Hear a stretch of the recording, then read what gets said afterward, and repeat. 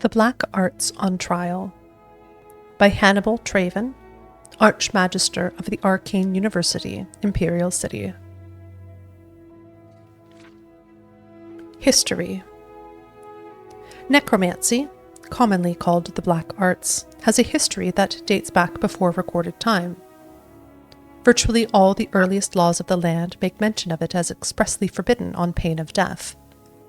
Independent practitioners of the arts of sorcery, however, continued its study.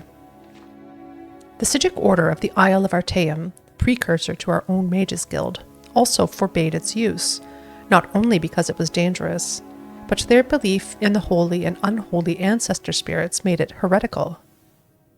Again, despite this, we hear many stories of students and masters who ignored this stricture. When Venus Galerian left Artaeum, he may have disagreed with the Psijics on much, but he also refused to allow necromancy to be taught in the guild. Almost 1100 years have passed since the time of Venus Galerian, and there have been many archmagisters to lead his guild. The question of necromancy has continued to be asked. The strictures against it in the guild have never been lifted, but attitudes about it have shifted back and forth over the years. Some archmagisters have been inclined to ignore it entirely. Some have fought very actively against it, and still other archmagisters have been rumored to be necromancers themselves. In my new role as Archmagister of the Mages Guild, it is my duty to set policy on this matter. Though I have my own opinions on the Black Arts, I took counsel with two of the most learned mages in the Empire, Magister Voth Carlus of Corinth and Magister Ulesita Gracog of Orsinium, and we debated for 2 days. What follows are summaries of the salient points of the debate, arguments and counter-arguments, which led to the resolution of the Mages Guild on the subject of necromancy. Argument. Argument by Master Gracog. Necromancy is poorly understood. We will not make it disappear by ignoring it. As an intellectual institution dedicated to the study of the magical arts and sciences, we have obligations to the truth. Censoring ourselves in our scholarship is antithetical to our mission of neutrality and objectivity. Counter-argument by Master Carlus. The Mages Guild must balance its quest for knowledge with responsible caution and ethical standards. It is not censoring a student's course of study to have him proceed cautiously and with purity of purpose. It is not limiting a student's freedom to set rules and boundaries. Indeed, it is essential. Argument by Master Carlus. Necromancy is an anathema throughout the civilized world. To embrace it publicly, the Mages Guild would inspire fear and hostility in the populace at large.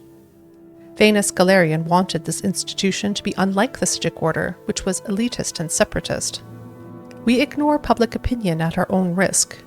We will certainly lose our charters in many places, including, very likely, the whole of Morrowind, where sentiment against necromancy is very strong.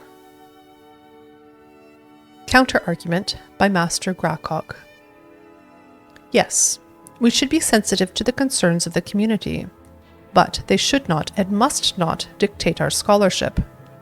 Necromancer to many uneducated persons simply means an evil mage. It is madness to limit our work because of prejudices and half-formed understanding. It is an affront to the purpose of objective study to turn our back on a subject merely because of public opinion. Argument by Master Gracog. Necromancers are the scourge of Tamriel. Whether operating independently or in concert with the Slodes or King of Worms Manny Marco, they are responsible for many horrors, animated zombies and skeletons and other forms of the undead. To best combat this menace, we must understand the powers of the necromancer, and we cannot do that by restricting our study of the Black Arts. Counter-argument by Master Carlus. No one is disputing the threat of the Black Arts. In fact, that is the very essence of my argument against the Mages Guild making it a school to be taught to our initiates. We can and should know what our enemy is capable of, But we must be careful not to step into a trap of looking too deep into his ways and making those ways our own. We do no one any good if by studying the evil ways, we become evil ourselves. Argument by Master Carlos. Necromancy is inherently dangerous. One cannot dabble in it. The simplest spell requires the spilling of blood and immediately begins to corrupt the caster's soul. This is not conjecture, but simple fact. It is irresponsible of the guild to teach and thereby encourage a sort of magical study which has proven itself, time and time again, to bring nothing but terror and misery on the practitioner and the world. Counter-argument by Master Grakog. All schools of magicka are dangerous to the uninitiated. A simple fireball spell from the School of Destruction can cause great harm when cast by a novice, not only to others, but to the mage himself. The School of Mysticism, by its very nature, forces the practitioner to divorce his mind from logic, to embrace a temporary sort of insanity, which one might argue is very like corrupting one's soul. Argument by Master Grakog. The guild already permits some forms of necromancy. The schools of magicka are, as we know, artificial constructs, originally formulated by Venus Galerian to divide and thereby simplify study. They have changed many times throughout the years, but at their heart, every master knows they are all linked together. When a student of conjuration summons a guardian ghost, he is touching on the school of necromancy. When a student of enchantment uses a trapped soul, he too may be considered guilty of a black art. The school of mysticism, as I have stated before, has some kinship with necromancy as well. To state that students may not learn the ways of necromancy is to stifle common skills in the other, more historically legitimate schools of the guild. Counter-argument by Master Carlos. Yes, the schools are intertwined, but the standard spells of each school have passed the proof of time. We know that a student of mysticism, properly instructed, will not be permanently harmed by his experience. In many ways, it is a question of extremes. How far would we permit our studies to take us?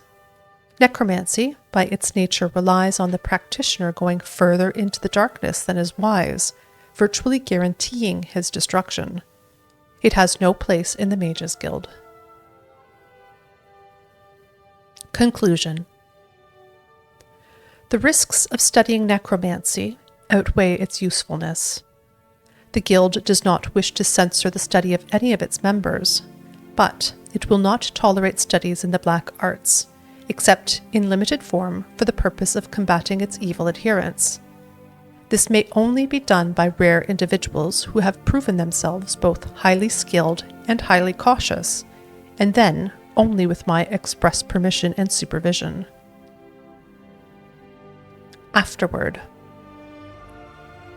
I regret to acknowledge the truth behind the rumor that Master Ulesita Grakog was more than an apologist for necromancy. She was a necromancer herself. Upon this revelation, the Knights of the Lamp attempted to arrest her at the guild house in Orsinium, but she made good her escape. We have every confidence in the replacement magister in Orsinium. Though I disagreed, I respected her logical reasoning enough to include her arguments in this book, and I see no reason to remove them. It is disappointing, however, to see that her interest in the truth was nothing more than a euphemism for her slavery to the black arts. This unfortunate situation merely illustrates how essential it is for guild members to be wary of the lure of necromancy and be vigilant to its practitioners' infiltration in our Mages Guild.